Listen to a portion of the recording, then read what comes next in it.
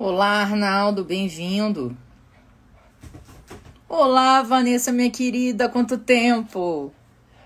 Olá, Wendel, Rodrigo, Daniele, Wellington Pardo, Leandro Fonseca, sejam todos muito bem-vindos à live de hoje. A gente vai estar falando de teoria dos precedentes e a recomendação do CNJ.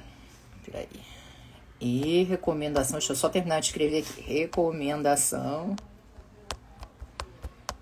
134 do CNJ. Pronto. 34 CNJ. J. Pronto. E Luísa querida, que acabou de arrasar numa live. Eu vi do carro, hein? Tenho que dizer. Muito bom. Deixa eu ver quem mais que entrou. Ação tributária, boa noite. O Zé, meu parceiro de live hoje. Oi, Isis. Tudo bem? Deixa eu só colocar aqui, chamar Zé para já alegremente termos aqui ele conosco. Gente, eu achei super interessante falar sobre esse assunto. Eu sei que muitas vezes os advogados não têm hábito de ler recomendação do CNJ, mas essa eu tenho que falar para vocês, vocês têm que ler. Ela vale a pena, ela dá várias bases para a gente poder debater. Oi, meu amigo, como é que você está? Olá, tudo bem? Tudo bem?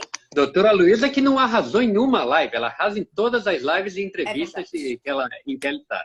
É verdade, ainda Só mais um colocar tema as super coisas no lugar. complicado, né? Ainda mais aquele tema ali, tributação do não sei o quê. Gente, essas coisas digitais a gente aprende com o Luiz, o que é ótimo. Agora, vamos lá. Zé, eu estava comentando com o pessoal aqui que normalmente os advogados eles não têm um hábito de ler as recomendações do CNJ, né? Porque isso é muito mais voltado para o juiz do que para a gente e tal. Então, às vezes, não é hábito e nós temos tanta coisa para ler que a gente acaba realmente fazendo algumas seleções naturais da vida, né? Mas esse caso concreto, eu acho que é bastante interessante a gente pensar, porque essa resolução ela vem a reboque de uma série de atos, né? E fatos que foram ocorrendo ao longo do tempo em relação à instauração desse nosso sistema de precedências, né? De precedentes, e também em relação à observância desse sistema de precedentes pelo próprio Poder Judiciário, né? Um dos pontos que é relevante é a gente pensar que não existe uma mudança de lei com uma automática mudança por parte das pessoas da sua forma de aplicar o direito, né? Então, assim, a revolução legislativa ela não impacta diretamente ou imediatamente numa revolução em relação às decisões judiciais. E a gente tem percebido, né? Eu queria até ouvir um pouco da tua percepção com relação a isso, que a gente teve um Código de Processo Civil de 2015 com uma riqueza de instrumentos processuais extremamente modernos, vinculados aí a uma mescla de sistemas que a gente sabe que é um fenômeno mundial, ou seja, o Brasil está adotando aí algumas características do sistema da Common Law, como o sistema da Common Law tem adotado características também do sistema da Civil Law, o romano-germânico. Então, a gente vê que não existem sistemas mais puros no mundo de hoje. E essa toada, né, de vincular, de respeitar os precedentes, etc., ela veio já, começou com a Emenda Constitucional 45, mas ela realmente se consolidou de forma substancial com o CPC de 2015. Mas, assim, me pareceu que veio o CPC de 2015, com tudo aquilo maravilhoso, a gente começou a estudar, entender negócio jurídico processual, entender incidentes de assunção de competência, incidentes de resolução de demanda repetitiva, como é que funcionava. Os repetitivos no STJ e no STF, de certa forma, a gente já tinha uma visão antes, porque já tinha tido uma alteração no CPC de 73 nesse sentido, e veio a repercussão geral com a Emenda Constitucional 45. E aí eu queria ouvir de você o que você achou quando isso entrou, né? Como é que você achou que foi a aplicação ou a utilização desses instrumentos por parte do judiciário como um todo? Boa noite a todos, muito obrigado mais uma vez pelo convite, Micaela. Um abraço a todos, agradeço aí aos colegas da audiência, aos amigos e amigas que estão sempre aqui com a gente. Então, minha amiga, acho que estamos todos aprendendo, né? É o que você falou. Já não existem mais sistemas puros e, de certa forma, ainda bem, né? A miscigenação acho que faz muito bem. O segredo talvez esteja exatamente no equilíbrio dos polos e não nos polos propriamente ditos. Eu acho que a evolução do ponto de vista, inclusive filosófico, de se abrir a novas ideias, de se abrir a novos modelos, de buscar a melhor otimização, é o que vai nos levar adiante. E a gente ainda está aprendendo. A gente ainda está aprendendo. Se a gente pensar em termos de Constituição, que a gente ainda é uma democracia jovem, e a Constituição tem 34 anos, não é o Código de 2015 que ia fazer as coisas mudarem de uma hora para outra. Eu acho que a gente vai ter um tempo de maturidade, vai ter um tempo para entender como devem funcionar esses aspectos. Mas eu queria aqui passar um fato e fazer aqui duas metáforas depois. Primeiro, fato. O que a gente vai tratar hoje está intimamente conectado com o tema de uma live na Semana do Advogado, que nós tivemos aqui no Tributário em Jogo, que o primeiro a falar foi o professor Fábio Fraga, que é uma autoridade no tema. Verdade. E ele sai traçando alguns pontos que são fantásticos. Primeiro, o que faz precedente? O que faz precedente? E aí ele promove a diferenciação do fundamento, do obter dicto, e ele fala ainda de algo que é importante, chamado falso precedente.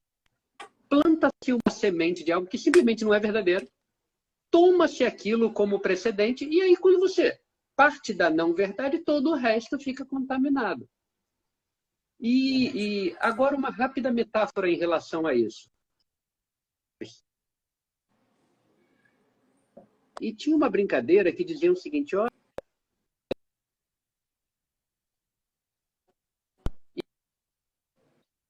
com quantas laranjas eu vou ficar? Aí o Chaves sempre respondia, eu só sei essa com maçãs. Por que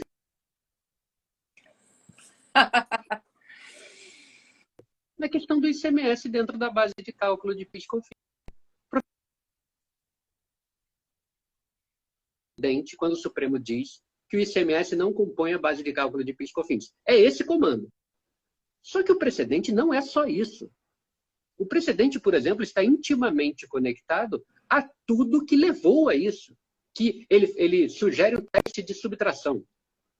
Se tirar e o precedente decidir, então aquilo também gera o precedente. Grande aqui. Enquanto a gente não tiver absoluta clareza do que forma um precedente, enquanto nós não tivermos isso claro, e aí, tanto o judiciário quanto os jurisdicionários, porque é preciso atuar com boa-fé, não devemos trabalhar também querendo enganar o judiciário, fazer os falsos distinguished, que seria o distinguished como o do Chaves, da laranja e da maçã. Se a gente estiver tratando do ICMS não estar na base de cálculo, porque ele não compõe o faturamento, a gente não pode dizer que o ISS deve sim compor, porque ele é cumulativo. E aí o professor Fraga também fala disso. A relevância da distinção.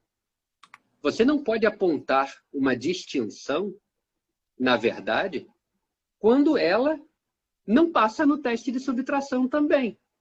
Porque, veja, não interessou absolutamente se o ICMS era cumulativo ou não cumulativo. Interessou apenas que ele não compunha a receita da pessoa jurídica. Em não compondo, não deverá ser base de cálculo de PIS/COFINS, tal qual o ISS, tal qual o próprio PIS/COFINS. E, portanto, enquanto não entendermos, tem que começar do começo, enquanto não entendermos o que é o precedente, nada vai caminhar. Mas estamos aprendendo, minha irmã, estamos aprendendo devagarzinho. É verdade, a gente está num processo de evolução. A internet ela deu um probleminha aqui, Zé, mas melhorou. Agora, a Eliana Putinelli, que é lá do EBMEC, uma grande amiga, está aqui assistindo, ela acabou de falar. Obrigada, Eli, beijo grande. Bom, gente, eu concordo com você. Eu acho que a gente precisa realmente entender, primeiro saber efetivamente o que é um precedente, entender qual é a ratio decidendi, para que a gente possa compreender que aquilo ali é que efetivamente gera um efeito vinculante e o que é o obter dictum, que na verdade levou aquele racional, mas não tem o mesmo peso. Agora, o que a gente percebe é que foi feito um estudo, porque o contencioso, né, ele é algo que tem chamado muita atenção. principalmente o contencioso tributário, levando em consideração os valores envolvidos. A gente está falando aí de uma monta de cerca de 5,4 trilhões de reais, equivalente a 75% do PIB nacional. Ou seja, é um valor muito relevante, né? E por que no Brasil se litiga tanto? E aí se litiga contra a União, se litiga contra o Estado, contra o Distrito Federal, contra o município. Então, por que a gente litiga tanto? Qual é a razão disso? E, justamente, tentando responder essa pergunta, levando em consideração todo esse impacto, que Tati também está entrando aí. Querida, seja muito bem-vinda, bom te ver aqui com a gente.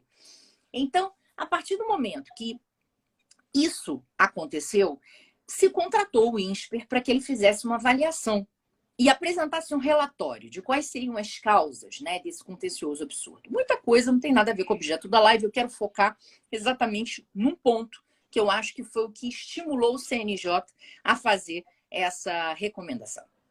Lá estava dito que uma das razões pelas quais nós temos esse contencioso tão longo, tão pouco eficaz e etc., é porque as pessoas não conhecem os precedentes. E aí as pessoas a que ele se referia eram juízes. Muitas vezes você tinha um repetitivo sendo julgado, você tinha uma repercussão geral sendo julgada e o tribunal não aplicando. Ou o tribunal aplicava, ou mandava descer para o juiz aplicar e o juiz não aplicava. E ficava lá. Então seriam questões que, ao fim e ao cabo, seriam eliminadas de forma fácil e objetiva, com a aplicação do precedente, e que não foram. Teve decisões contrárias, teve que subir de novo para dizer, olha, houve uma violação precedente. Então, o próprio CNJ, né, na verdade, que foi quem recomendou essa pesquisa ao INSPER, teve essa informação. E outra, gente, ele viu que, por exemplo, o IRDR foi uma coisa que não pegou. O IRDR é um incidente importante, porque veja, por que a gente fala que o Código do Processo Civil ele trouxe, né, Zé, esse microsistema de precedentes? Porque você tem no STJ o repetitivo, você tem no STF a repercussão geral e você tem no TJ e no TRF o IRDR, que é uma forma de você já ir formando um precedente vinculante no segundo piso para subir em repetitivo no STJ e para chegar à repercussão geral no Supremo se tiver matéria constitucional. Então, isso é uma estrutura montada para ir escalonando e gerando segurança jurídica. Mas não gerou. Porque quantos IRDRs foram julgados e levados a cabo? Pouquíssimos no Brasil inteiro. Muitos foram rejeitados e outros tantos estão aguardando uma manifestação ainda preliminar. Então, o CNJ viu, eu preciso atentar os meus juízos. A gente sabe que estão sempre estudando. No Brasil é muito complicado a gente estar sempre atualizado, né? Ainda mais porque o juiz ele tem que ter um conhecimento muito mais amplo que nós tributaristas já é difícil, você imagina um juiz que julga muitas coisas além de direito tributário, né? Então é complicado, tá sempre acompanhando as decisões, ouvindo os precedentes, até porque tem anos que a gente tem uma proliferação de precedentes tributários, que é uma coisa de louco. Em 2020, foi o ano que mais se julgou matéria tributária no Supremo Tribunal Federal, foi uma coisa de louco. Então, realmente, isso gera dificuldade. Então, como é que eu vou garantir isso, né? E essa recomendação, ela surge por isso. Ela surge para tentar dizer, olha, juízes, ela não traz nada de novo ao fim e ao cabo. Se você for ler, a recomendação ela fala aquilo que o CPC fala. Mas ela traz algumas coisinhas que são aqueles vazios interpretativos, né, Zé? Que tem no CPC e que a gente pode tentar preencher com uma interpretação mais sistemática ou a gente pode não preencher. E aí, talvez o CNJ tenha visto uma certa dificuldade nessa tentativa de preenchimento. E, muitas vezes, o não preenchimento. E, por isso, está tentando estimular a segurança jurídica. Eu queria chamar a atenção de dois elementos, basicamente, que eu gostei muito. O primeiro deles, gente, a necessidade de suspensão dos processos. Quando você tem um repetitivo, quando você tem uma repercussão geral, você precisa suspender os processos. Por quê? Porque vai mudar a decisão, né? Ainda mais, e aí a gente está falando, é claro, suspensão dos processos que são iguais àquele caso que foi afetado. Porque se você tiver o distinguish, você tem a possibilidade de demonstrar, olha, a minha situação é diferente. Eu só acho que agora a gente tem que usar uma palavrinha, depois que eu ouvi a aula do professor Fraga, suficientemente iguais, irmã. Dois casos nunca serão iguais, mas se eles forem suficientemente iguais, se os fundamentos de ambos forem iguais, porque quando a gente fala iguais, a gente abre espaço para vaidade. Não, esse caso aqui, esse caso é laranja, não é a maçã. É a mesma coisa, meu chapa. Não, mas é diferente.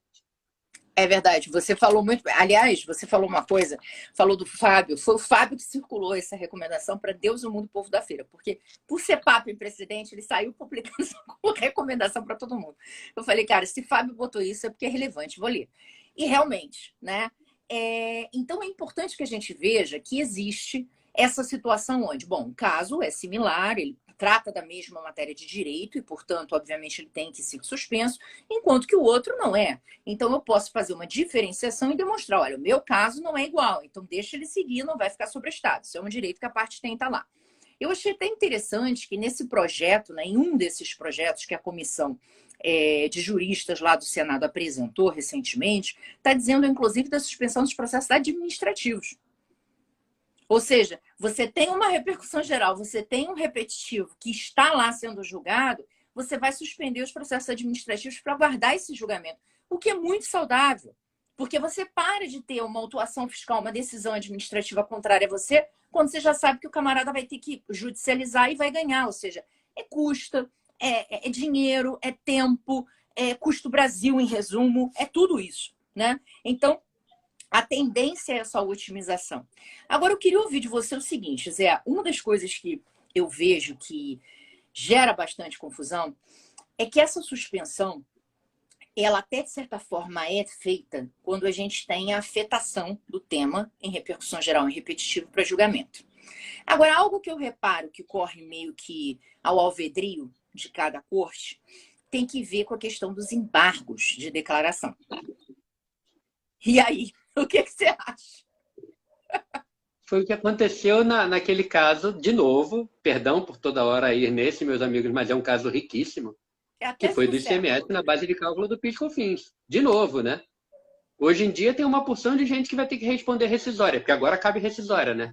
Pró-fisco vai caber a rescisória, porque houve, só localizando aqui a discussão, o que a professora Micaela está trazendo aqui para a gente é, enquanto o tema não for julgado, não há muitas dúvidas de que o mais seguro é suspender todos os processos suficientemente semelhantes no que diz respeito à tese de direito discutida. Legal.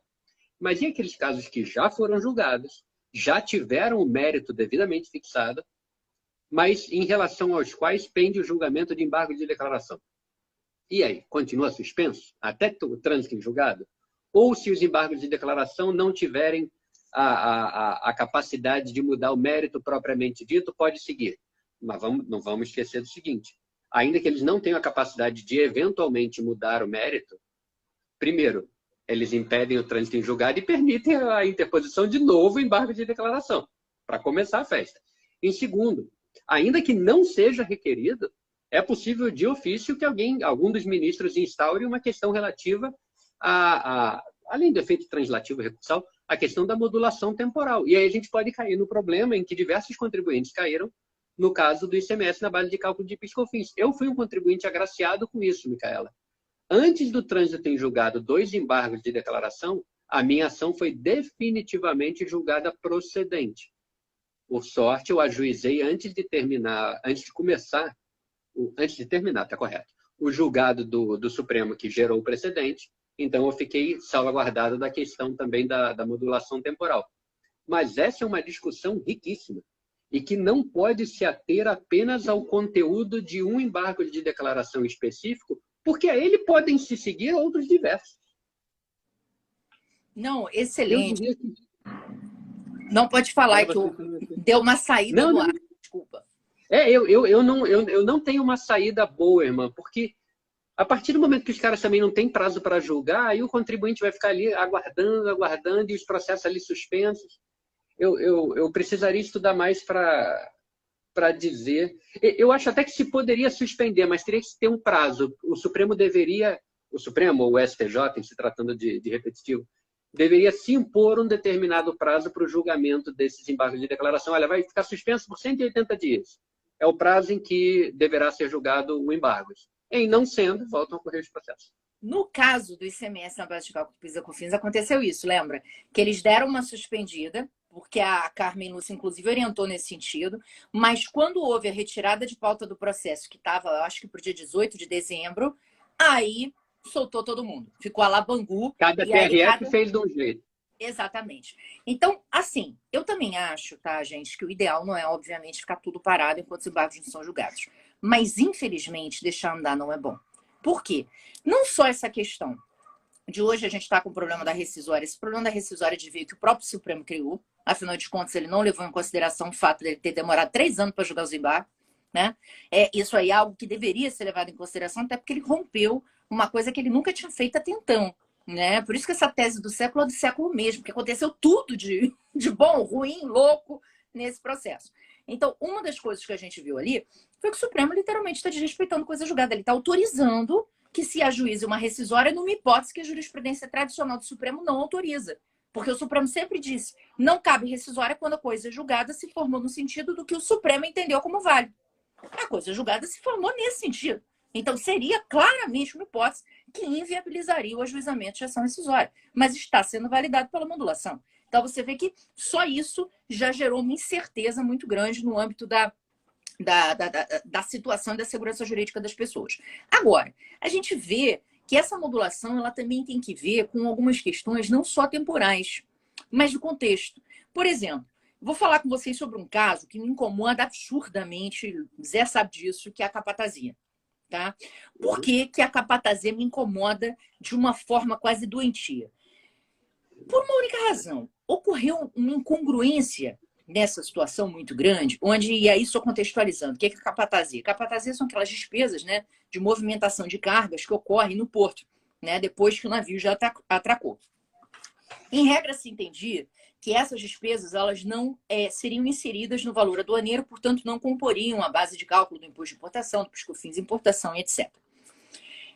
Esse era o entendimento que o contribuinte tinha, mas a Receita Federal veio com uma instrução normativa onde ela fez uma interpretação do acordo do AVA, né, que era o Acordo de Valoração Aduaneira, e da legislação, no sentido de que você teria que incluir essas despesas dentro do porto. Ou seja, a legislação toda e o Acordo de Valoração Aduaneira dizia até o porto. E aí a Receita Federal falou no porto. Então a questão, na verdade, foi português mesmo. Né? Ou seja, eu posso compreender que as despesas que eu incorri na importação até o porto podem ser também as despesas que eu fiz no porto. Esse é o ponto. A instrução veio na lógica de que sim. E aí os contribuintes judicializaram essa questão, levaram aos tribunais e começaram a ganhar liminares, sentenças de provimento e por aí vai. Tribunais mantendo, isso chegou ao STJ. No STJ, ambas as turmas votaram favoravelmente ao contribuinte, entendendo que a IN era ilegal, teria extrapolado os limites legislativos e que não seria possível a inclusão da capatazia dentro do valor aduaneiro. Muito bem. Começou isso em 2015 no STJ, pelas duas turmas, por maioria, e depois, a partir do ano de 2017, isso foi unânime. Então, quem era divergência passou pelo princípio da colegialidade a se submeter ao entendimento da maioria e votações unânimes. Muito bem. Eis que, em maio, se não me falha a memória, de 2020, maio, março, esse assunto foi a pauta da primeira sessão do STJ. E quando se chegou lá, se não me falha a memória, foi o ministro Francisco Falcão, ele tinha voltado do CNJ.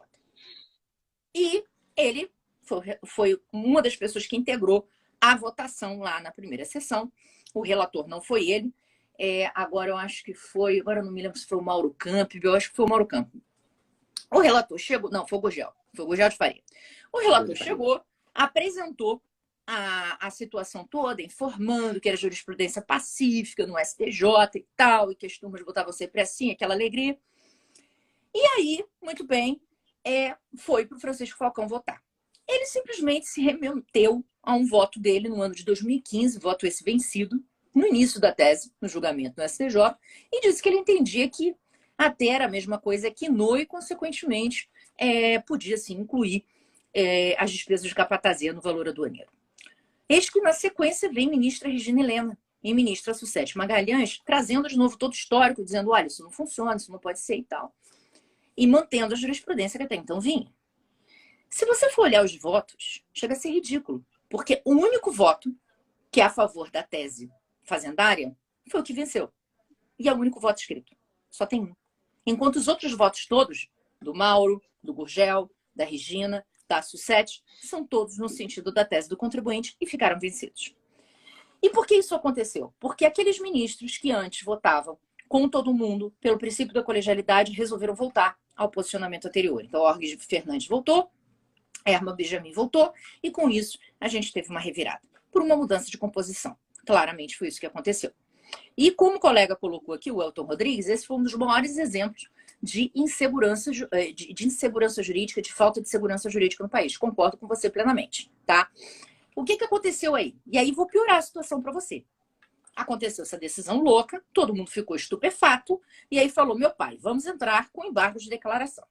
Aí CNI, que é no escuro do processo, entrou, a própria parte do processo entrou, ambos pediram a modulação dos efeitos da decisão e estamos aí. Esses embargos foram apresentados em 2020 e até agora não foram julgados.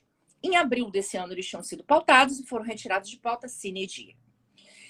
Nesse interregno, se não me falha a memória, foi agora no mês de junho, foi publicado um decreto internalizando a tese do contribuinte, dizendo exatamente isso, que as despesas de capatazia não integram o valor aduaneiro, de forma bem objetiva. Por quê?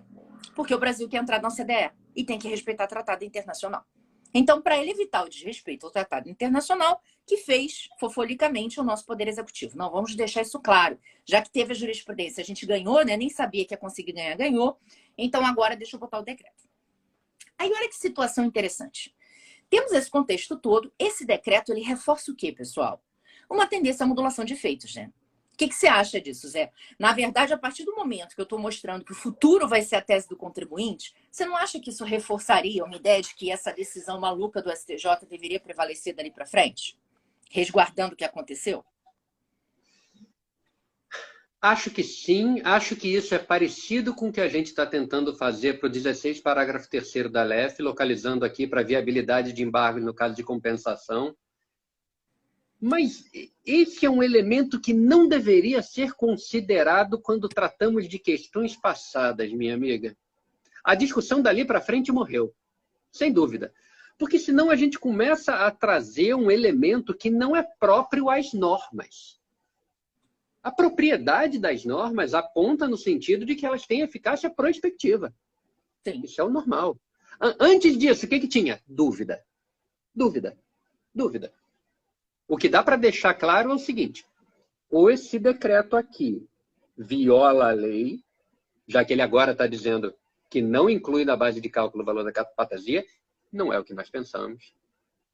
Ou a norma era aberta suficiente para permitir uma eventual restrição pela instrução normativa. E aí é que eu chamo a atenção aos berros. O STJ, na primeira sessão, definiu para aquele caso dos insumos que é inviável a restrição a aspectos normativos para aspectos de lei por instrução normativa. É o que eu falo, a questão do princípio da colegialidade era a segunda metáfora que eu ia fazer de minha santa avó que já habita os céus. Zé Guilherme, se você quer ser respeitado, se dê o respeito. O STJ precisa respeitar suas próprias decisões. Eu não quero fugir do elemento que você trouxe, embora eu acho que haja muitos paralelos entre ele e a questão do 16, parágrafo 3º da LEF. Tá? O mesmo STJ lá em 2010 falou uma coisa e agora está fazendo um fake distinguish para dizer o seguinte: não, eu não falei aquilo. Eu falei uma outra coisa. Isso aqui agora é a primeira vez que eu estou falando o que eu estou falando agora. Com todo respeito do planeta Terra, verdade. Isso não é. O aspecto da colegialidade, para o qual eu já vou entrar, vou tentar ajudar na resposta, mas a questão da colegialidade, eu acho que é algo que deveria ser muito mais instigado em todos os magistrados. Eu lembro de uma vez que eu estava assistindo a um julgamento, se não me engano, era o julgamento do excelentíssimo ex-presidente da República, Luiz Inácio, que era a questão de ele poder ser preso com a decisão de segunda instância. Estava 5-5 o julgamento. Na época, muita gente fez piada com isso. Estava 5-5 o julgamento e Sua Excelência, a ministra Carmen Lúcia, ministra Rosa Weber, falou o seguinte: meu entendimento pessoal é um, mas pelo princípio da colegialidade, ou seja, ela respeitou o STF de antes. Ela não se valeu da episódica maioria numérica. O que pareceu na hora ser algo fora de propósito foi de uma grandeza, foi de uma consciência de magistrado imensa, imensa. Falta isso à magistratura. Precisa dar-se o respeito. A minha primeira vinculação tem que ser a mim mesmo. A minha primeira. E outra, acho que o colega estava colocando aqui também, alguns dos colegas que meio que estavam fazendo pergunta aqui. STJ e STF precisam se sentar e entender que se um vai rever a posição do outro, que reveja dali para frente o terço de férias, pessoal. O terço de férias, que agora está todo mundo de faca no dente para tentar modular. O STJ tinha uma jurisprudência favorável, em repetitivo. O Supremo, ao julgar em repercussão geral, relator ministro Dias Toffoli, não lembro aqui exatamente o número, entendeu que não. Que o terço de férias deve sim compor a base de cálculo da contribuição previdenciária patronal. Então, duas coisas que eu trago. O princípio da colegialidade. Não se pode valer de aspectos circunstanciais para mudar a jurisprudência. E se fizer isso, pelo amor de Deus, module. E aí eu começo a endereçar a tua pergunta. Mas o segundo ponto que nós precisamos entender também é o seguinte. Se você quer que o tribunal, que o TJ, que o TRF, respeite os precedentes das cortes superiores, pelo amor de Deus, se decidam. Trabalhem com uma lógica um pouco mais racional, um pouco mais respeitosa, um pouco menos vaidosa. É possível que uma corte tenha errado e a outra precise alterar esse posicionamento? Sim, isso é absolutamente normal. Usem de ônus majorado, tenham os cuidados necessários para garantir os contribuintes que passaram a atuar na forma do que uma dessas cortes estava entendendo. Vale de baixo para cima, vale de cima para baixo. Porque, na verdade, a relação do STJ com o STF não é um em cima do outro. Cada um deles trabalha em uma lógica.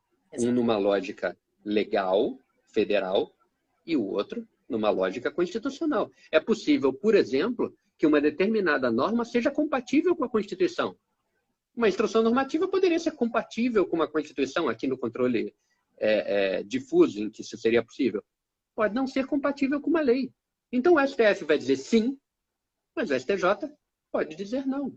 Isso é absolutamente natural. Foi tratado também pelo professor Lobato, quando esteve na live. Então, endereçando aqui, eu acho que usar o aspecto normativo para modular... Olha aí, a professora Putinelli colocou aqui para a gente o número do RE do terço de férias. Muito obrigado. Usar o aspecto normativo para justificar um corte temporal não me parece adequado. Pode até vir a ser usado, é o mesmo risco que corremos no outro caso de que falamos, mas não me parece que deveria ser por aí. O ônus argumentativo deveria ser imensamente majorado para aqueles que estão mudando a opinião da primeira sessão. Não, eu concordo com você.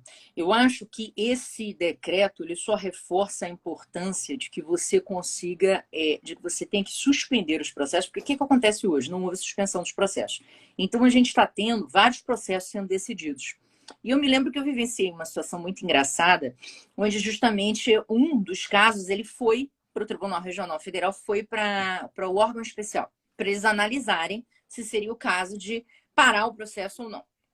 E um dos pontos que eu argumentei foi exatamente isso. Eu falei, olha, não existe uma obrigação, obviamente, de vocês suspenderem, mas se recomenda isso pela lógica da teoria dos precedentes para você ver como é que essa situação foi maluca, né? Ou seja, a gente teve toda uma unanimidade, uma reversão de expectativa, embargos de declaração que eram para ser julgados, não rolou. E agora ainda o Poder Executivo se vergando ao racional que já foi vitorioso pelo contribuinte. Então, a gente vê que é uma situação de insegurança jurídica acontecendo, é um vai e vem desnecessário causado por essa decisão isolada do STJ em um prisma que é inexplicável, né? Não houve um respeito ao tribunal, houve um respeito às pessoas que compõem o tribunal. E aí a gente, de certa forma, criou e a gente vê que no STJ existe ainda essa dificuldade. O STJ, engraçado, é uma corte que ela tem mais dificuldade de se adequar a alguns institutos. Então, é mais difícil para ele admitir amicus curiae, é mais difícil para ele modular efeitos, é mais difícil para ele atuar nessa toada que o código traz. A gente vê que nisso o STF ele é muito mais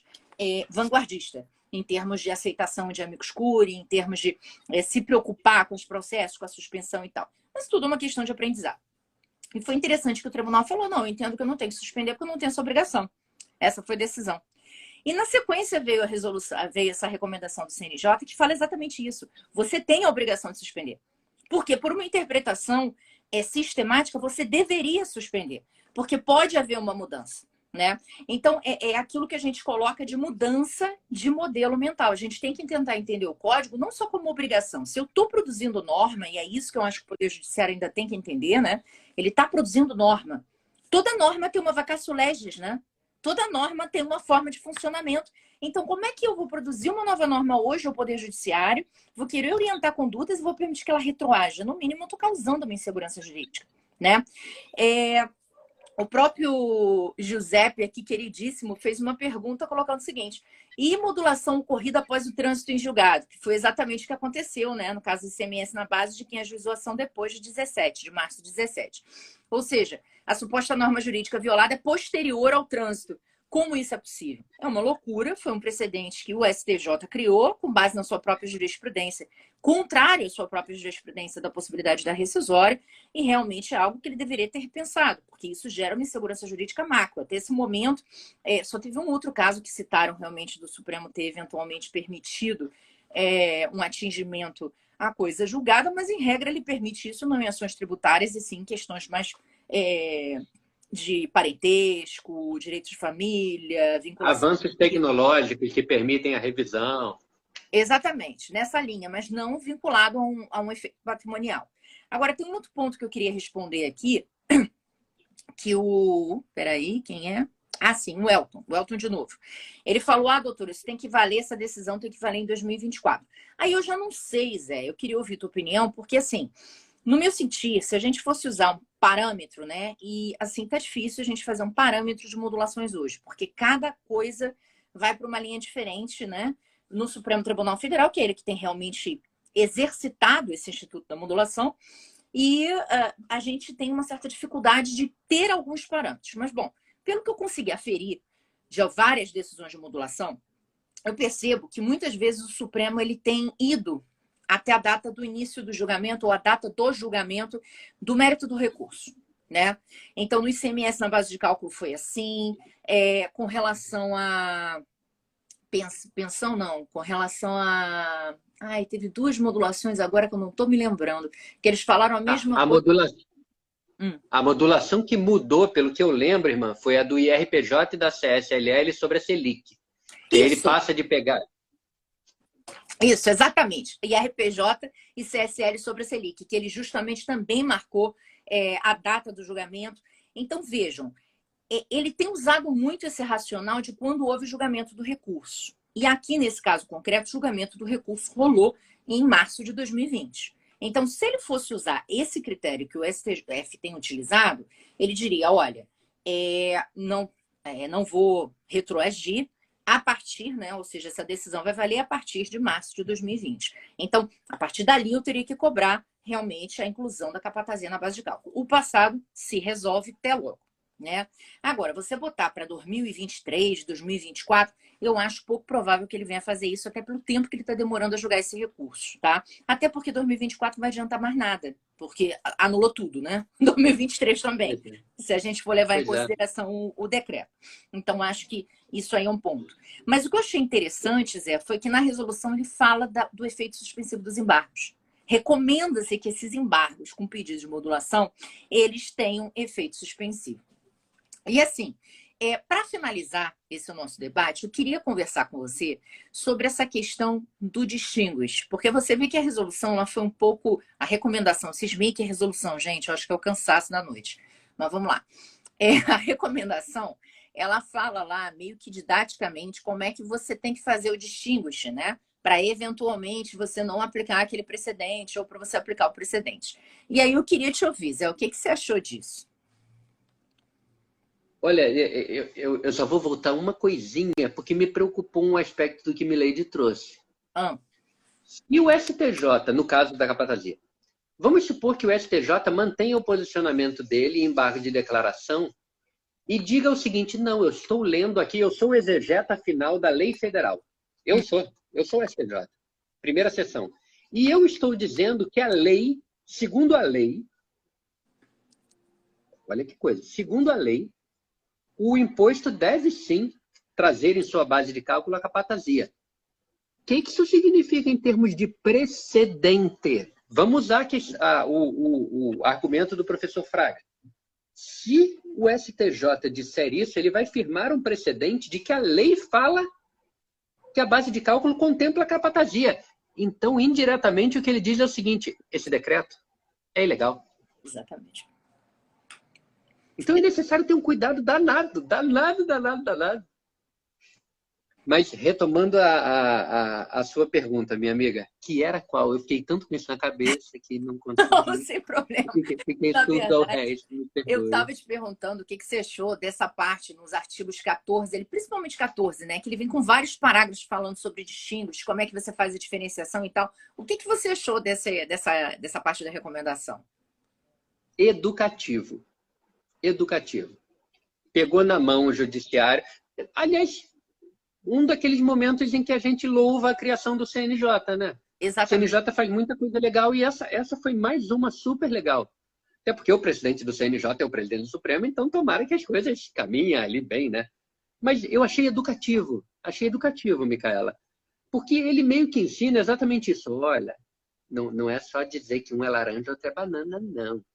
Para você trabalhar com uma distinção, você tem que efetivamente pegar argumentos que te permitam definir que um caso deve ser decidido de um modo e outro de outro modo.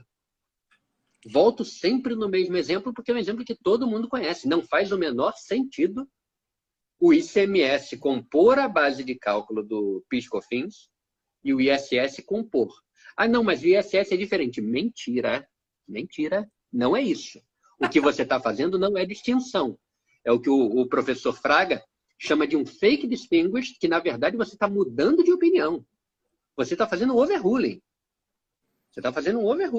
Então, eu acho que os artigos 12 a 14, eles trazem um conjunto de recomendações que podem auxiliar muito nós, os jurisdicionados também, a tentar levar ao judiciário o seguinte: olha, amigão, os casos aqui, é claro, são um pouco diferentes, mas não diferentes o suficiente para não terem o mesmo julgamento. Porque o trabalho, muitas vezes, do advogado é exatamente o contrário, né? É fugir do precedente, é dizer que o meu caso é diferente, tal coisa. Mas eu acho que aqui existem momentos na vida para tudo. Eu acho que, neste exato momento, a gente precisa reforçar a vinculação de precedente, dar uma maior seriedade à judicialização desses temas e trabalhar com boa-fé processual. Se os casos são suficientemente afins, que sejam todos julgados da mesma forma. Eu concordo com você. É o mínimo para você poder dar respeito ao que dispõe o 926, né? Que os tribunais eles têm a obrigação de manter a sua jurisprudência uniforme, firme, estável, né? Justamente produzindo aquela norma e fazendo com que aquela norma seja aplicada e que as pessoas tenham segurança da aplicação da norma. Tem um ponto que eu achei muito engraçado, porque eles falaram aquilo que eu sinto. Então, quando alguém fala aquilo que você sente, você fica emocionado, né? Então, o parágrafo 3º do artigo 14, eu vou tomar a liberdade de ler, ele diz assim: recomenda-se que o distinguished não seja confundido e não seja utilizado como simples mecanismo de recusa à aplicação da tese consolidada. Aí, eu vou só aproveitar o ensejo e dar um exemplo de uma situação meio que ridícula que me chegou ao conhecimento. Veja só. Eis um precedente muito fácil da gente entender, que foi tomado pela primeira sessão do STJ, em repetitivo, quando ele aplicou lá o artigo 24 da Lei 11.327, que fala lá que você tem a administração pública federal tributária, ela tem que julgar o processo tributário em 360 dias, né? Ou seja, ela tem um prazo para proferir uma decisão, e isso, a ementa do julgado, inclusive, eu não sou fã de ementa, entendo que você tem que ler o inteiro teor, mas a ementa, nesse caso, ela é perfeita. Ela é translúcida, ela diz lá: você tem que julgar, proferir uma decisão em 360 dias, caso contrário, tem uma omissão. Omissão, portanto, passível de impetração de mandado de segurança. Beleza. Direito líquido e certo, precedente, tese repetitiva, eu não precisava nem pedir liminar, porque o caso aí é de tutela de evidência, porque vincula o Poder Judiciário. Então, beleza, ok. A gente nem tem usado, e eu confesso a você que eu não tenho pedido muito tutela de evidência pura, porque para o juiz, às vezes, isso é uma coisa muito nova. Então, eu falo, ó, ainda, né? Como se já não existisse o 273, parágrafo 6º ou 7º, desde lá atrás, que permitia não precisa de perigo. Se tiver muito na cara, meu irmão, vai. Vai fundo, né? Pois é. Mas assim, eu já falo tudo, faço aquele tradicional para não ter problema. Aí, muito bem, alegremente, o que aconteceu? Aconteceu o quê?